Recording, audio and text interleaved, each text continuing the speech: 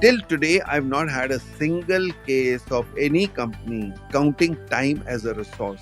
The only resource that you have, which is exactly equivalent to your competitor's resource. Secondly, this is the only resource which is predictable. You don't know where the market will be next month. You don't know where the world will be going next month. But you know that next month and next year and next 10 years, the day will still have 24 hours and no more. Let's see if every business understands this, what I just said, probably they would invest their time a little more cautiously.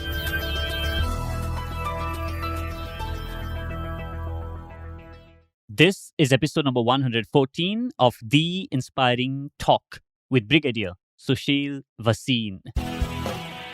Welcome back inside yet another episode of The Inspiring Talk. My name is Bijay Gautam. I'm your host for this show. Each week, I interview today's most successful and inspiring personalities to help you realize your inner potential.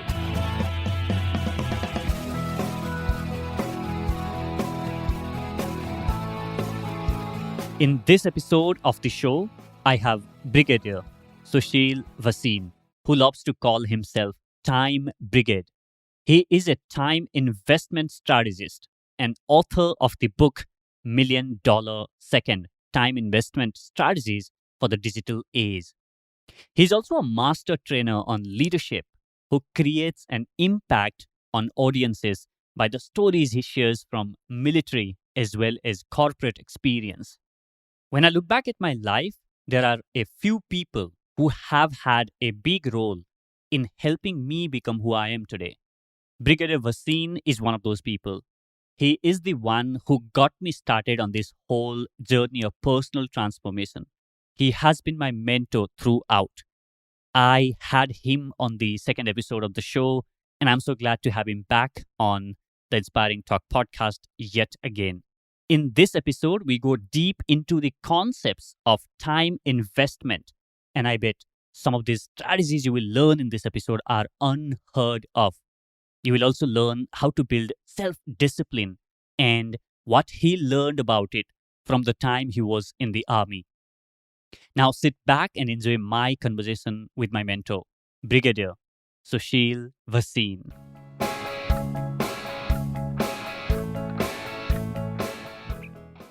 Brigadier Vasin, welcome to the show. Thank you, Bijay. It's such a great pleasure to be with you today. I can remember the time when you first took me on to the second episode. And Bijay, I had never done podcasting before, and that was the first time I was speaking into a mic. And I didn't know that so much of time has gone by, and you've done more than 100 episodes after that. So that's a great journey, and I'm so proud of you to see you roaring heights. And of course, there's plenty of more space. I know you're going to go much higher. So God bless you and keep going high. Awesome. Thank you so much for your kind words. And you have been part of the journey and you have seen me from the very beginning of the journey. Thanks again. So, without spending a lot of time, now I want to get straight into this. Time management is dead with the digital disruption.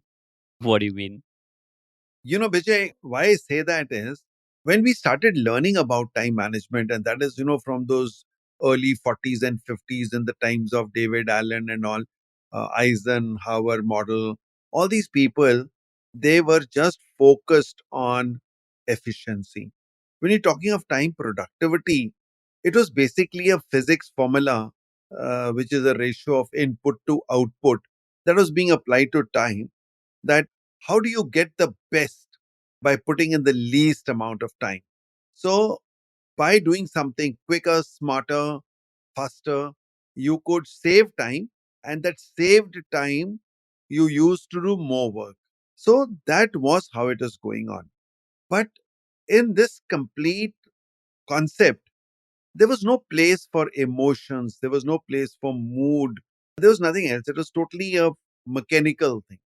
But later on, people started realizing, and one of the people who really threw good light on it was Rory Vaden in his TED talk on how to multiply time, when he said that the emotions are missing in this.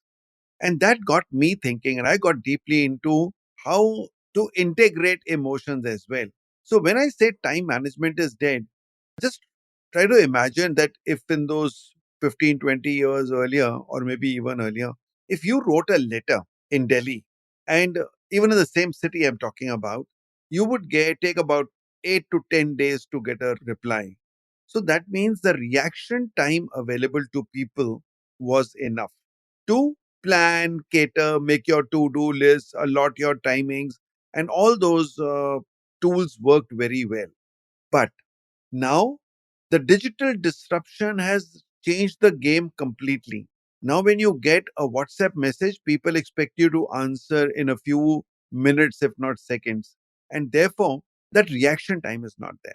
That luxury of being able to prepare and foresee and chalk out your. So, I make my to do list, but tomorrow one client comes and upsets that to do list completely. Because if I have a very important client coming in tomorrow, I will throw away all my other routine matters and take that on priority. So the priorities keep shifting on a very, very fast pace. And change has always been there. Change was there since the beginning.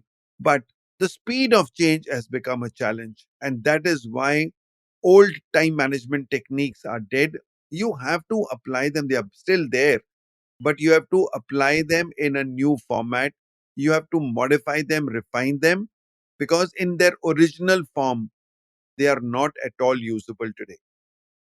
Then how do we go about adapting what we had, the knowledge that we had about the time management and everything that we have learned or that we have been told about time management, and marry them with the fast changed or fast paced environment that we live in today?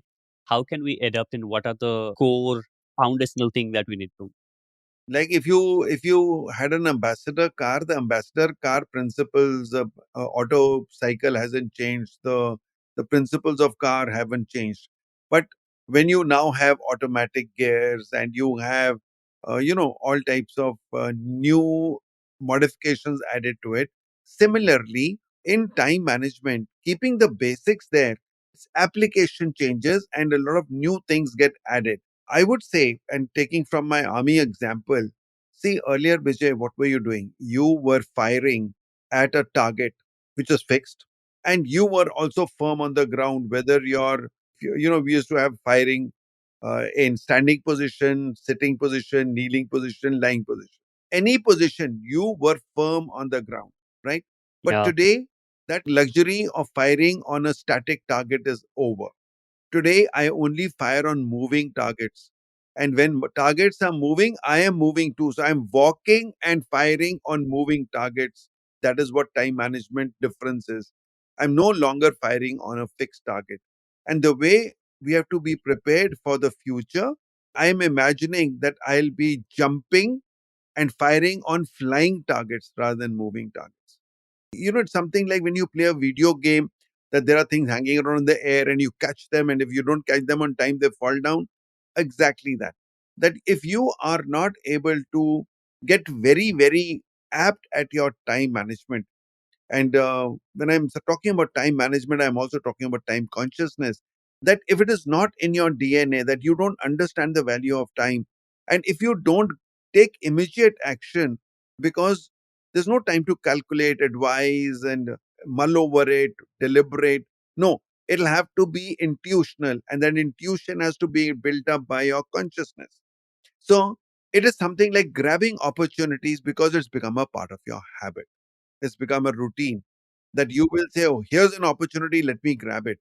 And you'll be able to compare opportunity A with opportunity B and say which one is the one that is more advantageous to me right now. So you mentioned time consciousness. What is that? So, time consciousness is basically time awareness. Am I aware of the value, importance, and relevance of time?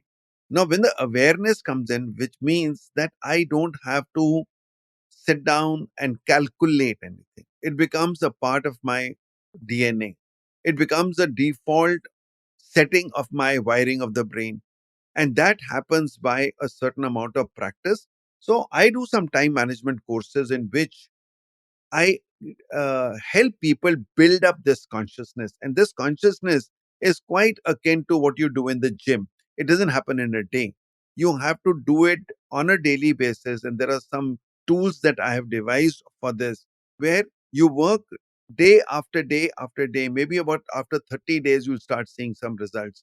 Just like when you go to the gym, you don't come back having lost your weight, you don't come back having become fit. It takes you months of going regularly to the gym that will make it happen. So, time consciousness is basically getting the pulse of time, the value of time into your mind. And because it happens consciously, and then you know what? It is about you start understanding that your time and others' time relationship. It's not only my time, it's your time as well. So, for example, when I call for an Uber and the Uber guy comes late, and that makes me late for my meeting, and in the meeting there are 10 people waiting, this one person who came late has caused the time wastage of 10 more people. Now, this the cab driver doesn't know because he's not time conscious. He doesn't know that. So, this is a real story that I want to tell you here to build up this case. I'd gone to Bangalore and it was my book launch, and I had to go to the Sapna Book House, which is on MG Road. So I didn't want to go to the ASC mess where I normally stay because that's a little far and traffic can be very, very bad in Bangalore. And I was there only for a day. So I wanted to make sure that I don't waste time on the traffic. So I said, let me go and stay close to the bookshop. I booked a hotel. When I went and checked in there, I found that the hotel really was very, very different from the website. And I didn't like it at all. Now, I didn't want to stay there. And while I was now looking for an alternative hotel, I suddenly realized that I'd forgotten that very close by was an army institution called the RSI. And they also have guest rooms. So I just walked up there because it was very close to where I was standing that time. And I asked him, is there a room? And he said, yes. So I said, okay, just wait. I'm getting my baggage and I'll take a room. He said, okay. So I went, picked up my baggage, came there. Then I asked this Uber to park the car and I said, look, go and get the keys. So when I went to him and said, give me the keys, he said, so first you have to sign up and pay for it. I said, I'll do that. I've got a cab waiting outside. Let me go and keep the baggage. And the room was about 200 yards away. So with my baggage and Mm. my knee problem, I didn't want to walk that. So, but he insisted that I have to go through the formalities of filling up the form, paying, all that. I told him many other options. I said, I'll give you cash. He said, we don't accept cash. You have to pay through credit card and thing like that. So what happened, Vijay, basically was that 10 minutes I had to waste there for whatever reason. And now the cab driver was getting a little impatient and very rightly so. So when I came back and I was profusely apologizing to him for getting late, I suddenly heard a call on his phone, and there was a lady on the other end yelling at him and saying, when I booked the cab, it said 10 minutes to go. And after 10 minutes, it still says 10 minutes. Where the hell are you? So Mm. I asked him to give the phone to me, and I said, ma'am, I am very sorry. It's my fault. Tell me, what's the problem? She said, I'm going to miss a flight. Do you know? I am a speaker. I'm going to Delhi to give a talk. There are 1,000 people going to be in that hall. And I have to go from the airport straight to the hall. Imagine if I go late or I miss this flight, there'll be 1,000 people who will be sitting in that hall disappointed. How can I make that happen? I Mm. quickly turned the cab around. I didn't go to my room. I went straight to her place, handed over the cab to her, took another cab and came back because I realized the importance of her time right now. Here, what I'm saying Mhm. is, when I'm talking about time consciousness, I'm also talking of compounding of time. That one person's time, that neither that clerk, nor the Uber driver, nor I knew that the three of us could be responsible for wasting 1,000 people's time. Imagine people in NCR Mm. going to a hall from all over, from Gurgaon and from Noida and Ghaziabad for a lecture or a talk, and this person doesn't turn up and they're going back. How many thousand hours of people have we resulted into a wastage? So when this Mm. consciousness starts coming into people, I think life could be very, very different. And that's my mission. My book, $1 Million Second, is not a book, it's a mission because I want to inculcate this time consciousness in people so that in the society we start respecting each other's time and see how much the life would become better if all of us were on the same grid. And if not all, let's say even we start with a group of people who start doing this, I feel it can become contagious where it can have a very drastic multiplying effect. Wow, I love this concept of time consciousness just by being conscious of your time and also being conscious of someone else's time. Then, you are, let's say, doing productive meetings because then you are not unnecessarily doing a long meetings where you don't need it because you yourself are just not wasting your time, but also your team's time and everyone else, or maybe something else, the other task that is waiting you after that meeting or call or whatever that is, right? I love that concept. So where does the one begin? I mean, how can. Before you go further, let me just say one more thing. Way back in 2008 or 9, and I was very new into the corporate world from the army, I met this gentleman who told me something which had a great impact on me.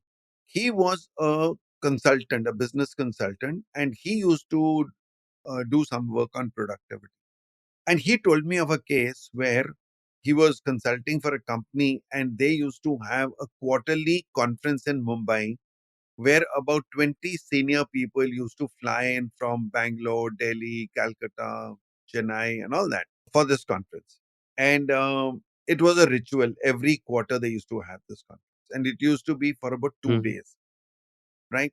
So he was going through all this and he asked people, what will be the cost of this conference? mhm, So they just told him the cost of what they actually pay in terms of the hall, the food, and all that. He said, what about the cost of attending? So people were stumped because they didn't even understand what it meant. So he says, can you please give me the cost of the travel of the 20 people and their hotel bills? So that was readily available and they quickly gave it to him.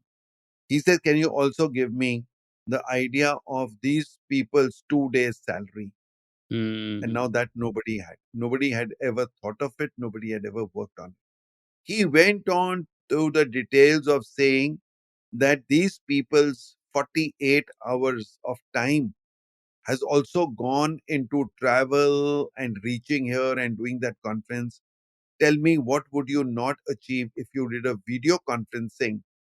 And that's it, that costs money. And they calculated, and the long story short, in 3 months' time, they had installed a video conferencing and they started doing video conferencing instead of getting these 20 people to that company.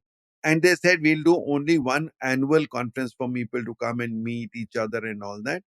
And maybe if they felt, they said, we will do a 6 monthly. I don't know whether they did that or not. He said, I suggest you do one 6 monthly conference for just a few hours. People come in the morning, go back in the evening. Nobody goes into any hotel and all. And that is for people to meet personally and get that little bonding. And rest of the 3 quarters, you do it on video conferencing. I don't remember the exact figure, but it was in quite a number of lakhs that the company saved by doing this. mm, So, nowhere does a company calculate the cost of time. Nobody does. I've had a very unique experience with some of my corporate trainings where once about 10 years back, in some team building or leadership work, somewhere this question came up, and I said, okay, can you tell me what are the resources you have in your company? And I went mm, on a flip chart and started writing, and they said from money to real estate to people to goodwill, all type of things people said. But Vijay, nobody said time. They didn't say time as a resource. And then I asked many, many, many companies this. It became a hobby to just check up how many people would say that. And till today, I've not had a single case of any company counting time as a resource. And my answer to them is, do you know that that's the only resource that you have? The only resource that you have, which is exactly equivalent to your competitor's resource. Only one resource, which is you're on absolutely equal ground with your competitor. Secondly, this is the only resource which is predictable. You don't know where the market will be next month. You don't know where the world will be going next month. You don't know where the industry will be going. But you know that next month and next year and next 10 years, the day will still have 24 hours and no more. So, a resource which is equal and a resource which is predictable, or the resource which is constant, will not change, is time.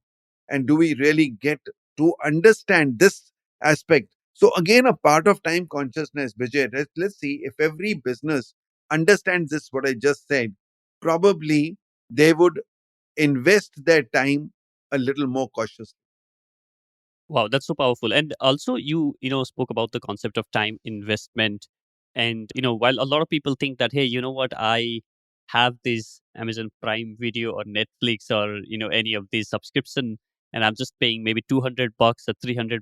But going with what you have said, it's just not that 300 rupees or 400 rupees a month subscription that you are paying. You are also investing the time which is worth way more than that, right? So is there a formula for us to kind of because you also talk about something called as hourly worth, which also is linked to time investment. So is there a way to calculate the investment or the cost of the time?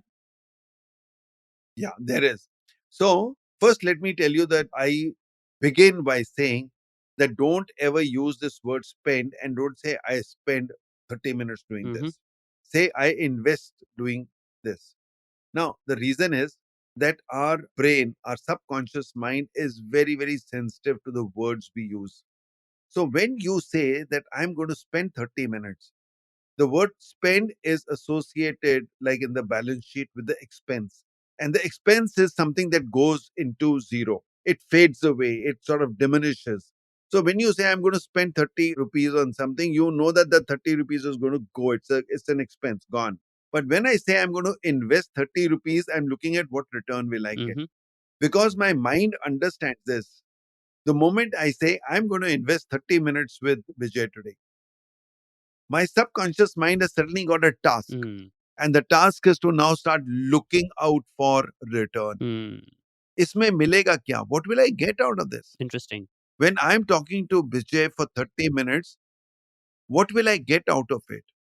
And that getting out is not money. That getting out is not business. That getting out is the fun I'm having, the happiness I'm Mm. getting.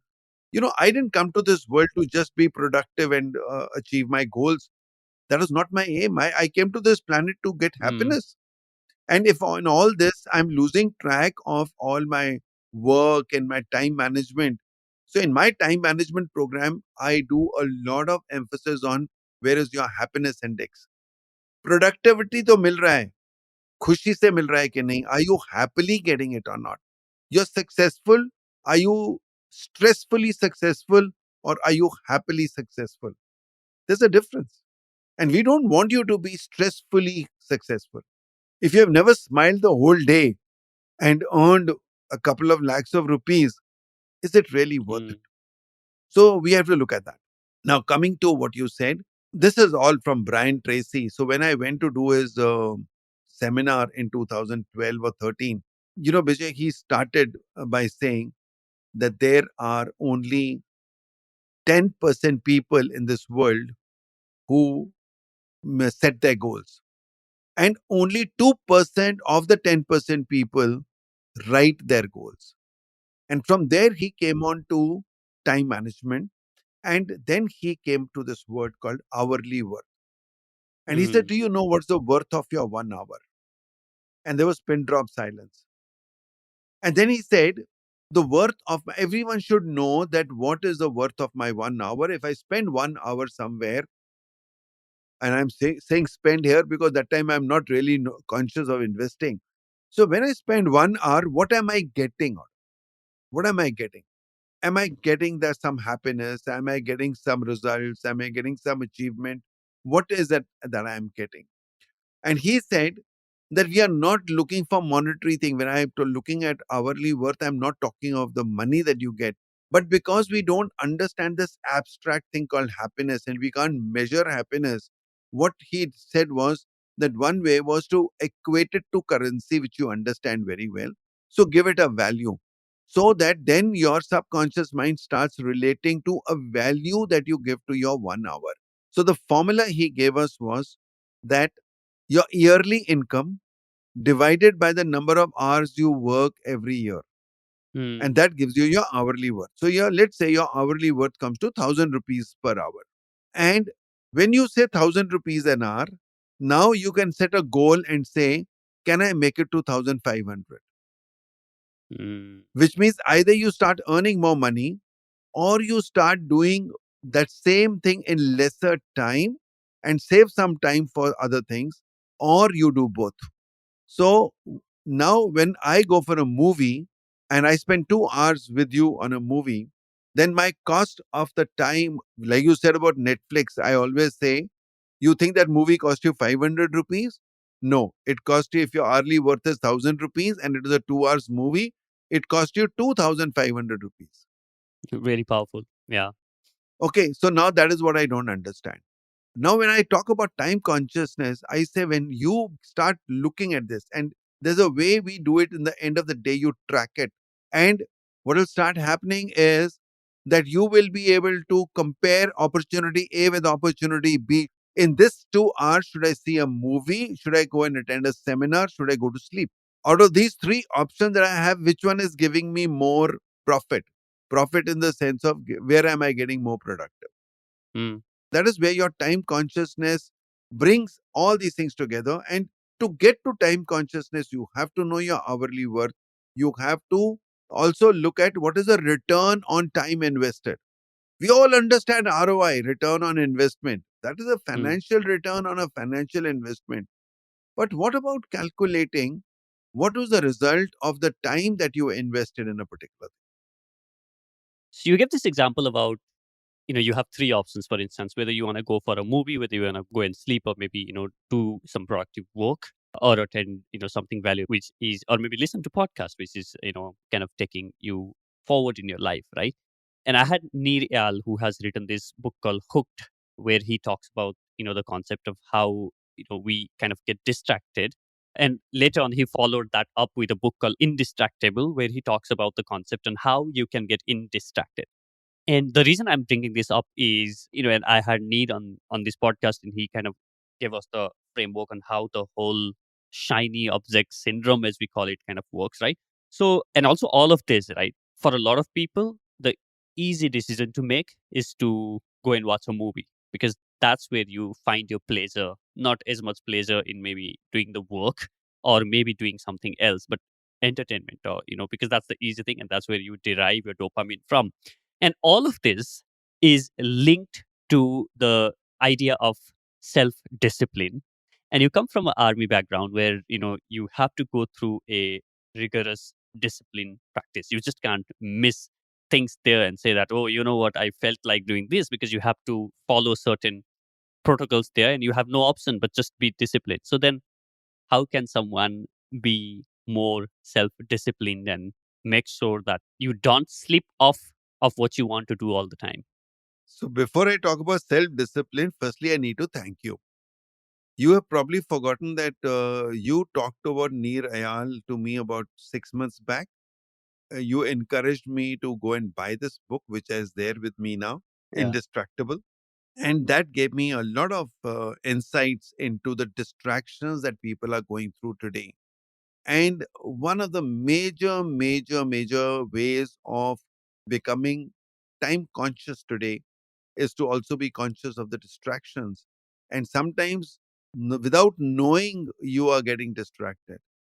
Without realizing, you are wasting time and you don't even know you are wasting time. And that is a very powerful thing. And that has become a very vital part of my program called Distractions. Right. So, thank you for that. Now, coming to self discipline. See, one day somebody was asking me, I've got about 150 videos on time management on YouTube. And somebody said, which of these are good? Or Mm. can you give me the top 10 that I can first watch? Mm. So I told him all time management tips from anywhere in the world that you read or understand are not going to be working as much as this one mother tip of Hmm. all time management. He said, give me that, give me that. And I said, that is self discipline. Because if you don't have self discipline, none of the other tips are going to work. They're not going to bring that result.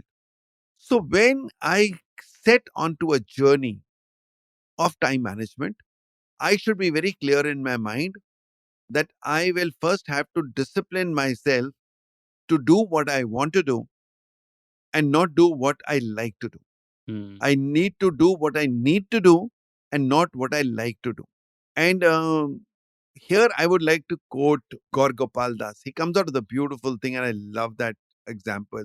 And I give it again to all my students. He says, when you sleep at night and you set an alarm of 6 o'clock, and at 6 o'clock you snooze it, and then you get up at 6:15 or 6:30, what did you lose?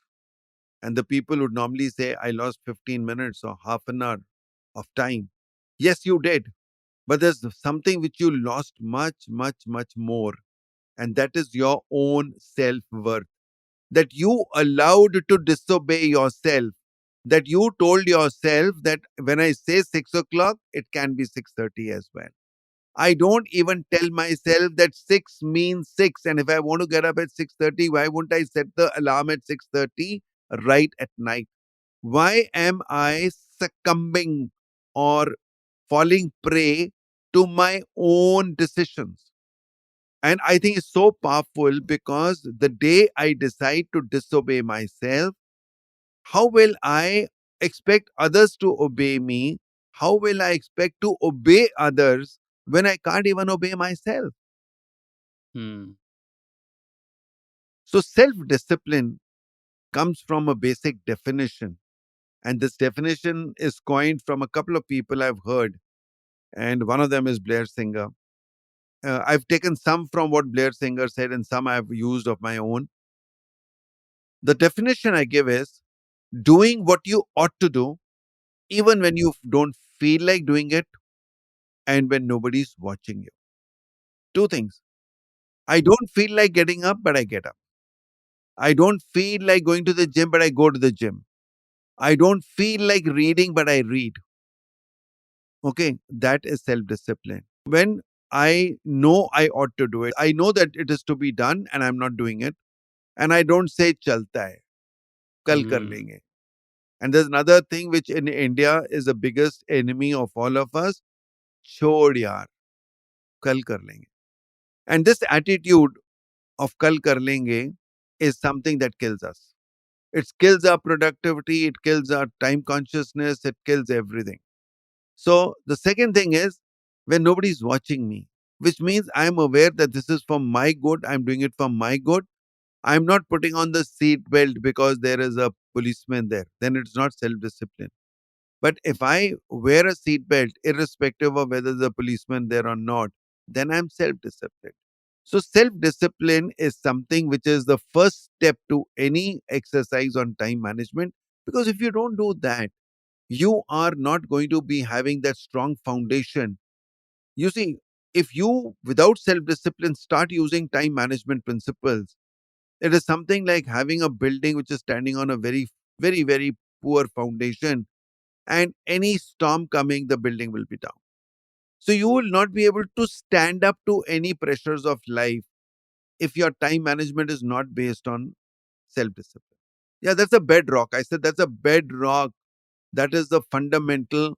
And if you want to start with time management, first step is build your self discipline.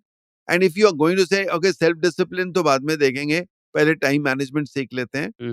that whatever you learn on time management may not hold you in strong stead because you will be easily able to crumble under pressure. And I think that's true for not only for time management, right? For everything that we learn and everything that we say we are going to do in our life, if we don't have the self discipline to stick to what we said we are going to do, whether that's managing my time, whether that's I want to write a book, or whether that's I want to start creating content, or whether I want to upgrade, upskill myself, unless you have the self discipline to show up and do things what you said that you wanted to do, it's not leading you anywhere, right? So what are some of the ways that you suggest, or what are some of the practices, if there are any, that you suggest for people to start building self discipline, one of the things that I hear a lot of people talk often is, if you want to, let's say, start going to the gym and start building discipline, and don't just say that, I'm going to walk out for 1 hour, just say that I'll just going to do for 2 minutes. So that I'll just go around and see how it goes, so that you just make that a habit of just going and showing up.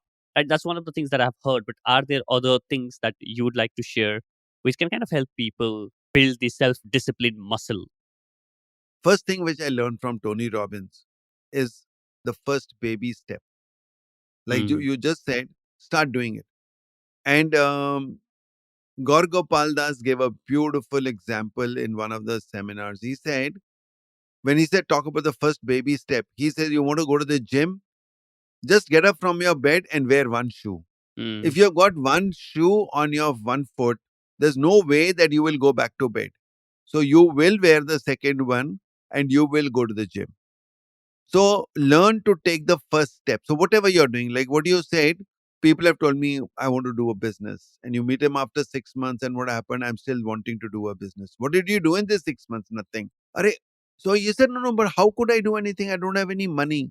I said you could make a business plan. Have you made a business plan? You don't need money for that. Okay. So that means have you taken at least somebody says I want to write a book, and you see him saying I want to write a book. Have you taken the first step? He said, what's the first step? At least decide what you're going to write the book on. So the book's writing starts with an ideation. Have you just put your idea on a piece of paper and not on your mind?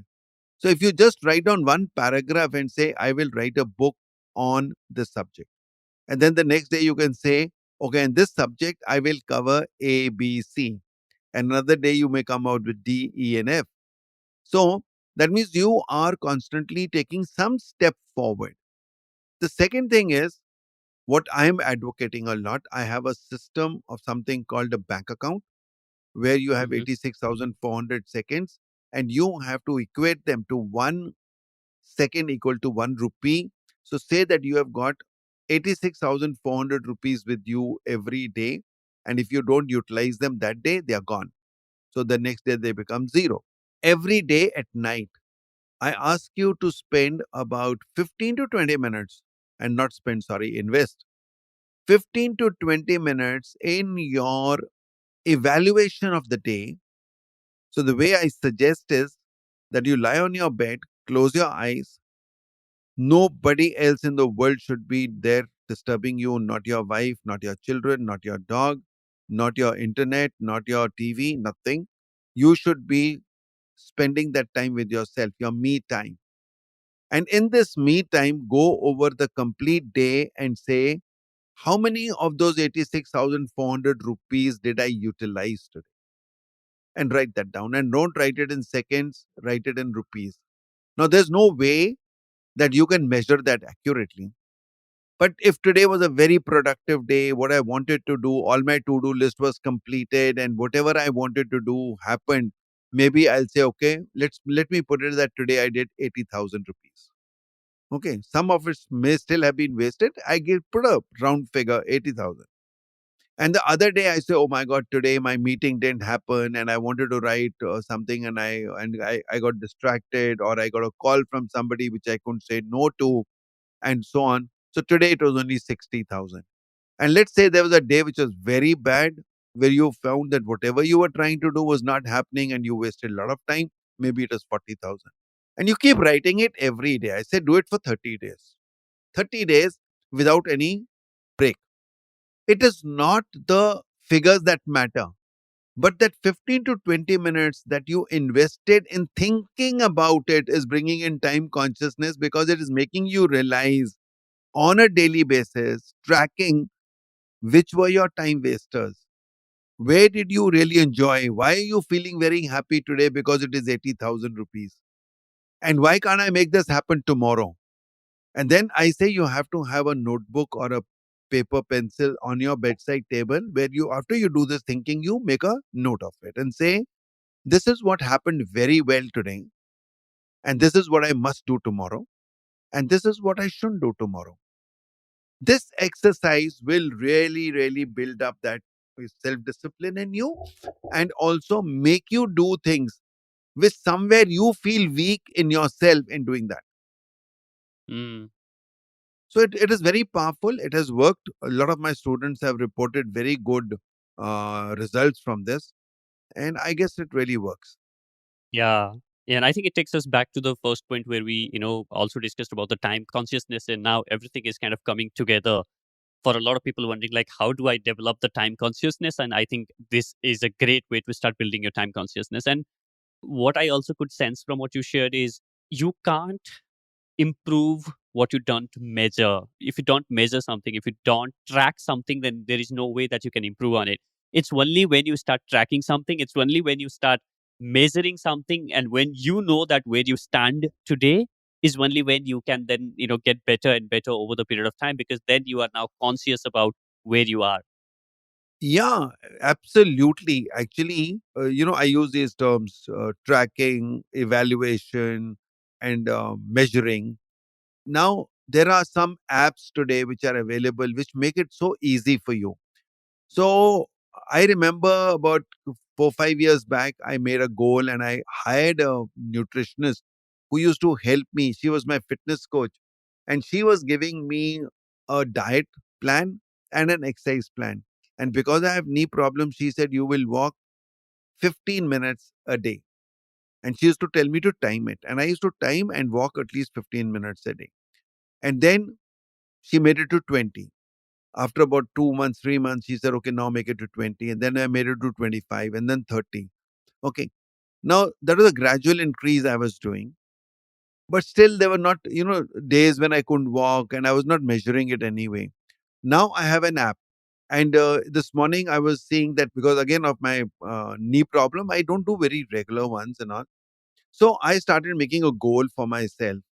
And Vijay, in the last 4 months and during lockdown, I made this walking thing a little regular because a whole day you are on your chair. Unlike other days when Yeah. you were walking around, you were going in a cab, you're going for a meeting, you are walking even if you're walking in a building and all. But today it's Yeah. absolutely sitting on your chair. So we started with 30,000 steps that I was doing, I think, in the month of January. And today, on the 27th of April, I have already done 68,000. I also like this idea of Kaizen, which says little improvement every time, little improvement every Yeah. time. Whatever you're doing, whether it's the speed of reading, whether it's the number of hours you're putting in something, or you're looking at your productivity, see at even a minor improvement that you could do over yesterday. Minor improvement. And it may not be every day, but let's say weekly basis. This week, have I improved over my past performance? Hmm. So if you keep your benchmark as future projection, I say, keeping the past performance in mind. Keep the past performance in mind, but look at future projection. What is my goal? What am I wanting to do? Am I improving?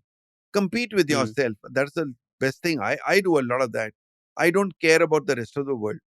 I don't compare myself with anyone else.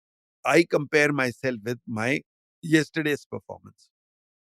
For the leaders who are listening to this podcast, there is this one concept that you talk about in time management, which I have never heard anyone else talk about, which is the total amount of time that a leader is responsible for. Usually, a lot of people think that they are responsible for their own time. But when you are a leader, when you are managing people, then you talk about the concept where you are not only responsible for your time, but also you are responsible for people who are working under you. Right? That's where you got to manage people. Can you throw a bit of a light on this concept, and how can leader ensure that they get maximum out of the time that they are responsible for? Yeah, so Vijay, this is an interesting story. And I call this compounding of time. We know compounding of money, but we don't know compounding of time. I have been saying and saying very loudly for the last many years, you have 86,400 seconds and no more. No, I feel now you can get more. You can have more than 86,400 seconds in a day. And that is when you learn the art of compounding time. What a housewife does. Just because she has to finish all her work and she doesn't get time to go for a kitty party or she doesn't get time to go to the beauty parlor, she employs a maid and buys her 8 hours time. Literally, you have purchased 6 or 7 or 8 hours of her time, and that gets added to your day's time because you paid for your time. And now you can go to the beauty parlor while she will wash your clothes and wash your utensils and all that. Similarly, what happens in a company? In a company, I got asking a CEO of a company, it was a general insurance company, and the MD was sitting there, and there were about 40 of his very senior regional managers, zonal managers, and all that. And I asked him, I said, "Sir, how many hours do you give to your company every day?" Mm. First, I said, "How many hours are you responsible for?" He says, 24 hours. I said, "No, how many hours do you give to your company? After all, you give some time to your family, you sleep, you commute. So, a lot of other work also you do." So, he says, that is supposed to be 8 hours, and I'm physically present for 8 hours, but my productivity is about 6 hours. Mm. I said, that's very nice of you. And, it requires a lot of courage for an MD to say in front of others that his own productivity is 5 hours. How many people are there in your company totally? And he gave me some figure, but I round it up to, let's say, 1,000. And I said, how many hours do they work? And he said, 8 hours. So I said, are you responsible to your company, or are you giving your company 8 hours or 8,000 hours? Really speaking, you are responsible to your company for 8,000 hours because those 1,000 people's time productivity is also your concern. And I've written an article in Human Capital called Their Time is Your Business. Mm. Their time is your business. You are here to make sure that the company has invested the salary amount of those 1,000 people by buying their time. If you bought their 8 hours of time and they are productive for 4 hours or 5 hours, how much money are you losing, and which company is bothered about or concerned about this leakage in your profitability?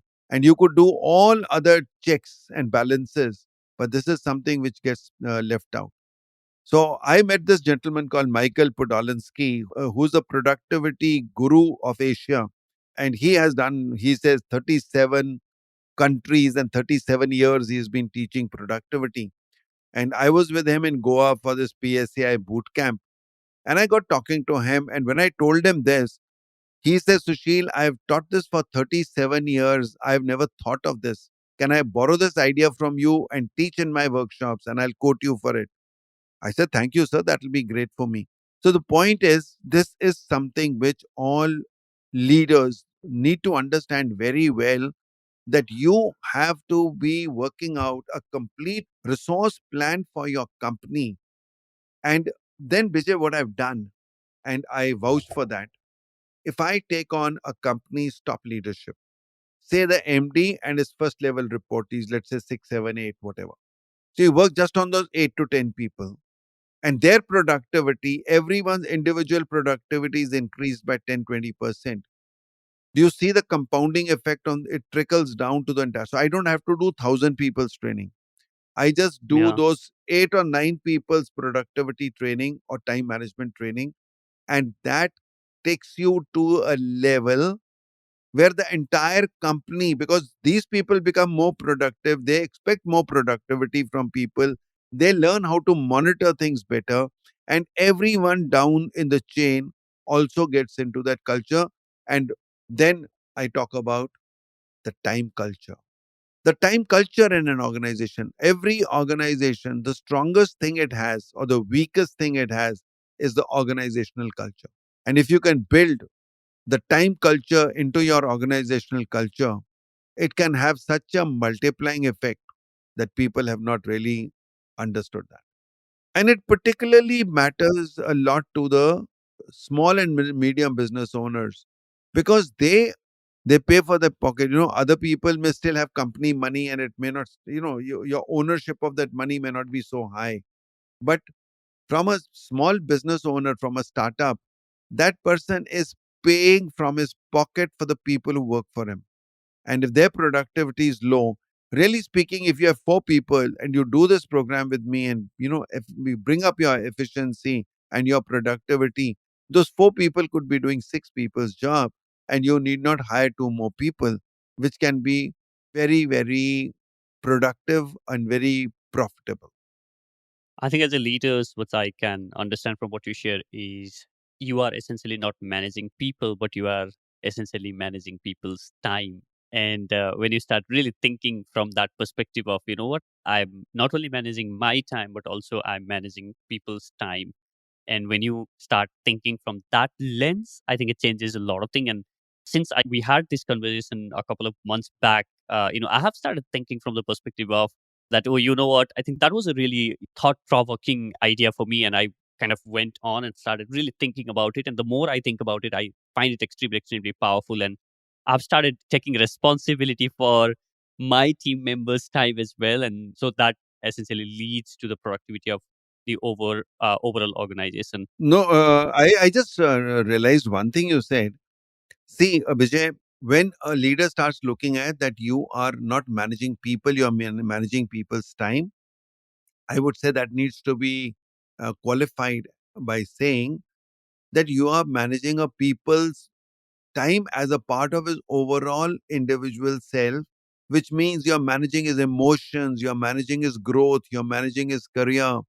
Okay. So their time is a part of the overall thing, but a leader must know that you are not managing his work, you're managing Yeah. that person in totality. And one of the biggest things, and of course, this many leaders have understood, I don't think there's a doubt on that. I was listening to Keith Farazi, and he's coming out with beautiful concepts there. Of course, I've heard Simon Sinek talk a lot about, what leaders need to do when it comes to managing people. But overall, it is managing their emotions, managing their time. Work is the last thing you need to manage, because if you manage these things, the work gets managed on its own. Yeah, absolutely. So now, so far in this conversation, we discussed about why time management is dead and why it is important for us to understand, the fast-paced environment that we live in. We discussed about the consciousness, time consciousness, and how you can be more conscious for your time. How do you invest the time? How do you calculate time investment and the cost of it, and think about the return on investment for your time? We discussed self-discipline, but now to tie all of this together for people who are listening and saying that, but are there any ways which I can, or any systems or processes or tactics that I can use to be more productive in my day-to-day life? How can I really go about making sure that the things that I said I'm going to do gets done? What are some of those tools or tactics or hacks that I can use in my life? So I've made a framework and I call it the Time Creators Code. Okay. Hmm. And the Time Creators Code basically is an evolution that when we are not aware of time management, what we're doing is we are in the first step. And that first step, and I made a pyramid, so that the first layer of the pyramid, the bottom layer, is a time consumer. A time consumer is basically a time chaser who's running around without knowing any concepts of time management, and he does whatever comes in front of him. He's tense. He finds himself chaotic. So he keeps doing it. When he starts learning from his own experience, and if you got up late and you missed your bus, and then you got late to the office and you got punished or you got scolded there, and then next day you learn that I need to be on time. So these are the time chasers. They keep doing this till they learn from their own experience, and it takes them a lot of time to learn what they could have learned earlier. The second step we come to is when you start realizing that no, I need to do something about it, and you start getting to the basic functions and basic tools of time management. So then you become a time manager. Time manager is a concept where, or a step where now you start understanding, you become a little time conscious, not fully, but you start understanding that there is a need for me to look at my time. Start using some tools, start making your to do lists, start using Pomodoro technique and all those things. And then you come to the next step where you say, okay, now I'm a time manager, I can do, but I need to do, I want to get more out of my time. Then you move to the third stage of time investment. And time investment is when you learn some tools of what time you're going to invest in what. Like when we said the three things that you can do. So there are three options available to me. Which one? That means I am able to evaluate which investment. Like when you have money, You try to say, where should I invest? This or this? Where will I get more return? Hmm. Absolutely similarly, you will look at investing your time in that option which gives you the best result, best return. Okay. And lastly is the time creatorship. And time creatorship is when you become good at all this. You manage your time, you learn how to invest your time. Then you come into time creatorship, where you learn the art of elimination, delegation, outsourcing, automation, that you start creating more time, multiplying your time. Okay. Why should I do what somebody else can do? And this is a lesson I learned, and it is there in my book, $1 Million Second. The whole story is there of one Mr. Saxena I met. He used to be working long time back. I mean, in early 50s. He used to be the secretary to a MD of a British company. And he says he used to be traveling with him to Delhi by air. And those days, very, very rich people only could travel by air. And he says, but that man used to take me for meetings to Delhi. And he says, one day at about 11 o'clock, and we had a flight at 3 o'clock. So I told him, sir, can I go home? So he said, for what? He says, so to get my bag and be at the airport. He says, no, no, you send Ramu. So Ramu was an office boy. There were no mobiles those days. So he said, ring up your wife. So the wife had a landline at home. Ring up your wife and tell her to keep the bag packed, and Ramu will pick it up and give it to us at the airport. So at about 1 o'clock, when they got into the car going to the airport, he was dictating some letters to him and thing like that. They got into the aircraft, and when they were sitting in the aircraft, he said, do you know why I told you to send Ramu and not you?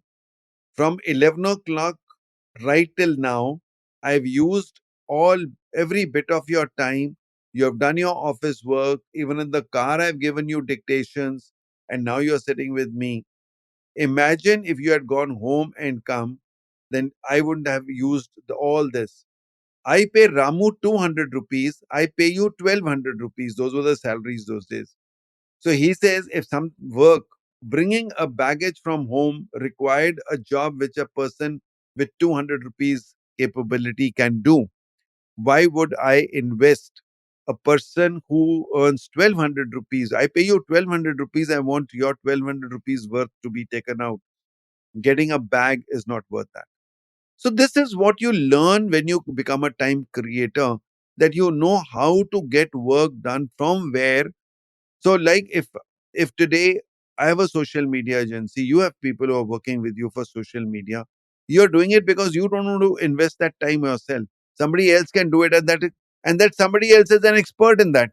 So why wouldn't I take an expert service from somebody at a cost which is lesser than my hourly worth and manage it, rather than my doing all that myself and keeping myself free for my strategic thinking, for my content development, so I can focus on my strengths, whereas I get other people to work on their strengths and integrate them. So that is how in time creatorship, collaborations, mergers, all those things come into play. I think this is just absolutely phenomenal. If you have been listening to this episode, if there is one thing that I would want you guys to take away from this episode, then this has to be it. If you just understand this framework, and I'm gonna put this on the show notes page of this episode, four layers to it: time consumer, time manager, and move up to time investor, and then time creator. If you just understand this, I think every single person listening to this podcast is gonna be a way better time investor, is Brigadier Vaseem likes to call. So you have a book, $1 Million Second, where you share strategies like that, the ones that you have shared here on this episode for the people who are looking at time investment strategy for the digital age. Can you quickly share with us what the book is all about and why should people listening to this podcast it? So, $1 Million Second, as I say, it's not a book, it's my mission of life. This started getting written when I used to get those little ideas when people used to say, how do you get the 25th hour in a day? There are a lot of people in the army used to ask me, how do you manage to do so many things in a day? And I had a commanding officer going for a walk one day with him, and he asked me this question: Sushil, how is it that I see you? You are there in every party. You send 1,000 birthday greeting cards every year, and you are professionally. I find that your responses coming before anyone else's responses come. Everything that you do, I think you do well. How is it that you are able to get so much in your day's work time than anyone else? And I started writing down what am I doing which others are not doing. And then when I came into the corporate world, I started using some of those things I'd learned in the army. And I found that they were quite applicable in the corporate world as well. So I started writing this book. And this book has taken me a couple of years to finally bring it to shape. So this book is, of course, all on time management. And today, what we are talking about is all after the book was written. So it's not mentioned in the book. Like this time creators code is something very recent. So not a part of the book. But what got written in the book is are those basic fundamentals, hourly work, what do you say when you're busy, what is roti, all those things got written in the book. And the best part of that book is that I claim to be the only author in the world. And please tell me if you know of anyone else, because I keep asking, I haven't got one, who's got an online community of all its readers. So when you buy my book, I invite you to come and join a community where a book which is supposed to be a one-way communication from an author to a reader, and if at all the author gives his email ID, may become a two-way process.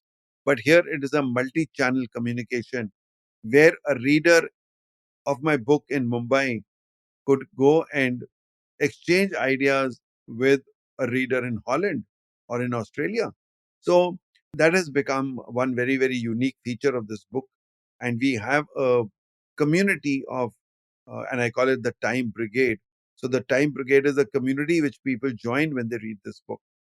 The second thing which is very unique about this book, and that is, of course, not, I won't say I'm the only one, there are a few books, but not many, where every chapter has a summary of chapter learnings, and then there is a page which is half dedicated to reflections.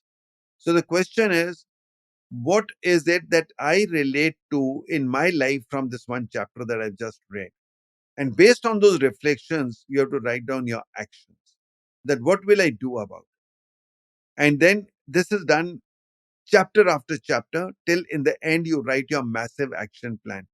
So I find that if you read this book, there's no way you will not improve your time management, because you are not going to depend on what I have said. You are going to depend on a probing that is going to be taking place chapter after chapter, and it is going to come from within you. So instead of an external stimulus from an author, it's an internal desire that will be created by you to improve your time management, and you will improve for sure. So that is why this book is very powerful in your, at least getting into that discipline of managing your time. Awesome. Guys, I'll link that up in the description of this episode. I had my hands on this book as soon as the first package of the book was delivered to his home, and I was incidentally there when the book arrived. So make sure that you grab this book. You will get tons of Yeah, ideas. And as I he can said, say I can say that you probably picked up the first copy that came out of that box, and I think you were the one who probably went through the pages even before I had done that. I'd seen a mock. I'd got a sample copy, but not the actual copy. Yeah. So yeah, you were here that day. So yeah, I absolutely loved that, and I must say, tons and tons of concepts from about the time investment that I've learned from that book has really helped me, and I'm sure it's going to help you guys as well. I'll link that on the description. Go grab your copy. So we are coming to an end of this conversation. So before we end this conversation, what is the last message that you want to share with my audience? What I'll share is that while we talk about productivity and we talk about time consciousness and all that, I just want you to remember that happiness is the first goal, and see how all this is focused and converges into happiness. So learn how to be happy in life, become absolutely a happy conscious person, where time consciousness will help you to become happier because you came to this planet with a fixed time. Mortality means that there's a limit there, and there's a limit. We don't know how many years we are going to live, but we know we are mortal. So, in those number of years, whatever they be, how can I get the best out of my happiness should be the aim. So, with that, the time consciousness will become an integral part. Thank you so much. This has been a great conversation, and it's always such a pleasure to learn from you on our calls, through your programs, and your books now and videos. So thank you once again for being guest on the show the second time. Thank you so much.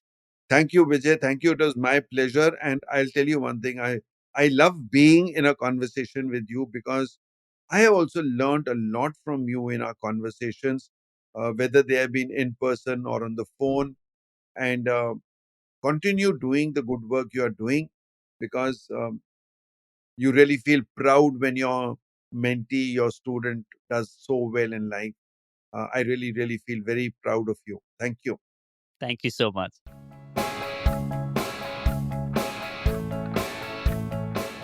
Thank you so much for listening to this episode of the Inspiring Talk podcast. You can subscribe to the show on Apple Podcasts, Spotify, JioSaavn, or wherever you get your podcast from.